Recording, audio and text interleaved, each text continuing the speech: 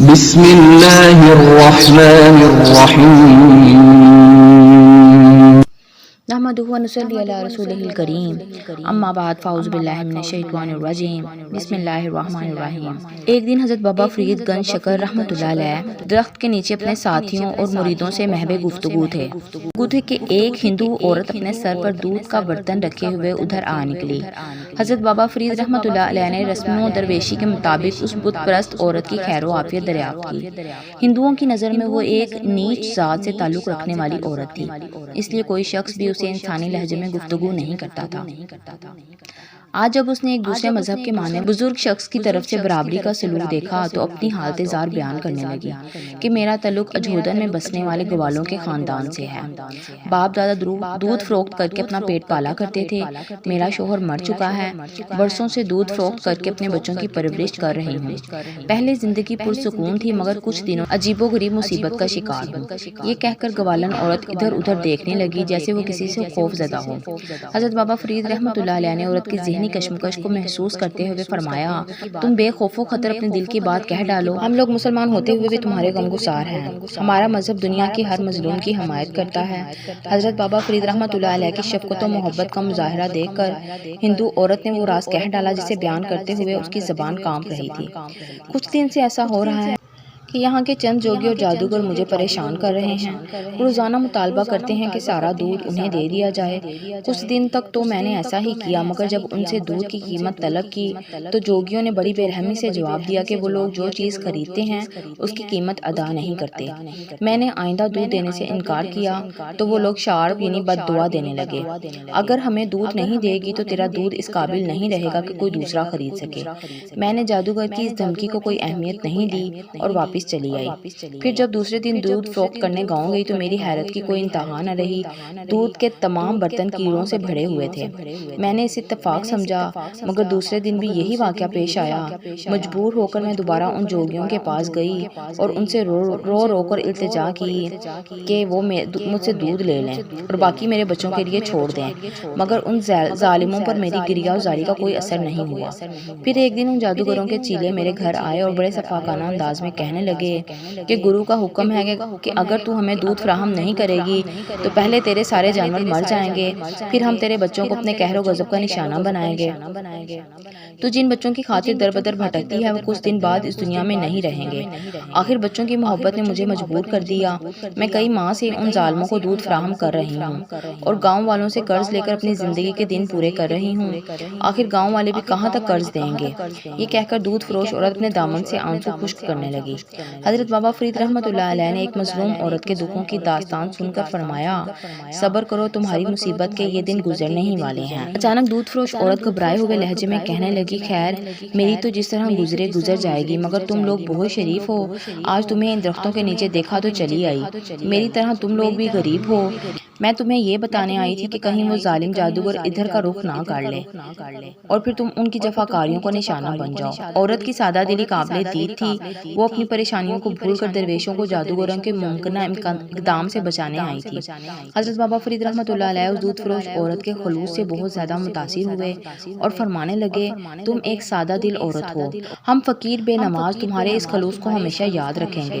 ویسے تم بھی یاد رکھو کہ جب تک اللہ کی طرف سے کوئی مصیبت انسان کا مقدر نہ بن جائے اس وقت تک دنیا کی کوئی طاقت اسے ذرا برابر بھی نقصان نہیں پہنچا سکتی۔ اگر تم جوگیوں اور جادوگروں کے بجائے اپنے دل میں خدا کا خوف پیدا کر لو تو تم خود بھی محفوظ رہو گی، تمہارے بچے بھی اور تمہارے جانور بھی محفوظ رہیں گے۔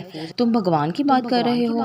دودھ فروش عورت نے حیرت زدہ لہجے میں کہا، میں تو اسے روز ہی یاد کرتی ہوں مگر میرے دکھوں میں کوئی کمی نہیں آتی۔ حضرت بابا فرید رحمۃ اللہ علیہ نے فرمایا کہ تم جس بھگوان کی پوجا کرتی ہو وہ خود ایک بے جان مجسمہ ہے جو کہ اپنی جگہ جنبش بھی نہیں کر سکتا، وہ کسی انسان کے کیا کام آئے گا؟ میں جس خدا کی بات کر رہا ہوں وہ اپنی ذات میں تنہا ہے، کوئی اس کا شریک نہیں اور اس قدر قدرت والا ہے کہ ساری دنیا کے انسان مل کر بھی اس کے فیصلے کو تبدیل نہیں کر سکتے۔ تم اسی خدا کو پکارو، وہ تمہیں ان دو چار شرپسند جوگیوں سے نہیں دنیا بھر کے ستم گروں سے نجات دے گا۔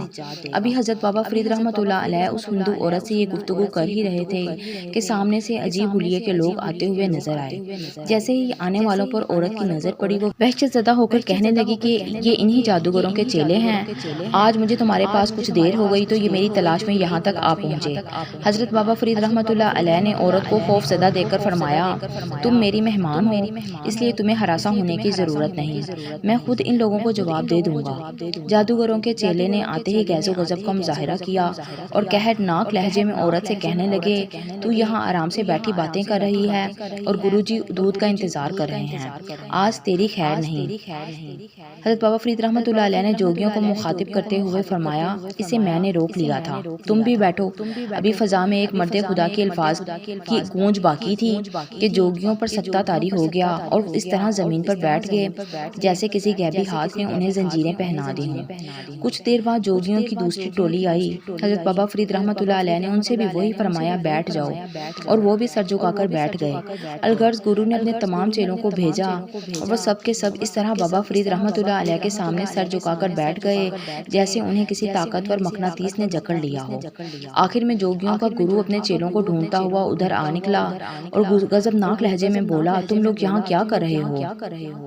اس نے غضبناک ہو کر اپنے شاگردوں کی طرف دیکھا تو حضرت بابا فرید رحمۃ اللہ علیہ نے فرمایا، انہیں میں نے قید کر لیا ہے، اب یہ کہیں نہیں جا سکتے۔ وہ بڑے غرور و تکبر کا مظاہرہ کرتے ہوئے کہنے لگا، کون ہے اس دنیا میں جو میرے چیلوں کو قید کر سکے؟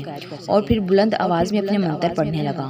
اب تیرا کوئی منتر نہیں چلے گا۔ حضرت بابا فرید رحمۃ اللہ علیہ نے فرمایا، کفر کے دن پورے ہو چکے، گرو پر ہذیانی کیفیت طاری ہو گئی۔ وہ چیخ چیخ کر منتر پڑھنے لگا، بدی کی تمام طاقتوں کو پکارتا رہا، مگر آج کوئی اس کا مددگار نہیں تھا۔ آخر گرو نے حضرت بابا فرید رحمۃ اللہ علیہ کے قدموں پر سر رکھ دیا اور اپنے چیلوں کی رہائی کے لیے التجا کرنے لگا، تیرے شاگردوں کو صرف ایک شرط پر رہائی مل سکتی ہے کہ تو انہیں لے کر یہاں سے دور چلا جا۔ حضرت بابا فرید رحمۃ اللہ علیہ نے پرجلال لہجے میں فرمایا، اگر آئندہ تو نے مخلوق خدا کو تنگ کیا تو پھر تجھ پر خدا کی زمین تنگ ہو جائے گی۔ گرو بہت دیر تک حضرت بابا فرید رحمۃ اللہ علیہ سے معافی مانگتا رہا اور پھر اپنے چیلوں کو لے کر اجودھن کی حدود سے باہر نکل گیا۔ گرو کے جانے کے بعد حضرت بابا فرید رحمۃ اللہ علیہ اسی جگہ پر اقامت گزین ہو گئے اور پورا قصبہ آپ کی اس کرامت کے شور سے گونجنے لگا۔ نتیجتاً سینکڑوں بت پرست حلقہ اسلام میں داخل ہو گئے۔ اجودھن میں یہ آپ رحمۃ اللہ علیہ کی پہلی روحانی فتح تھی۔ سبحان اللہ۔ اللہ پاک نے اپنے نیک بندوں کو بڑا ہی فیض عطا کیا اور اللہ تعالیٰ نے بڑی ہی کرامتیں ان سے ظہور پذیر کروائیں۔ اللہ پاک سے یہی دعا ہے کہ اللہ پاک ان کے درجات بلند فرمائے اور ہمیں بھی اللہ پاک کے نیک بندوں کی صحبت عطا فرمائے۔ درود پاک ہر درد کی دعا ہے، درود پاک پڑھتے جائیں، پڑھاتے جائیں۔ اللہ پاک آپ سب کو اپنے حفظ و امان میں رکھے۔ وما علینا الا البلاغ المبین۔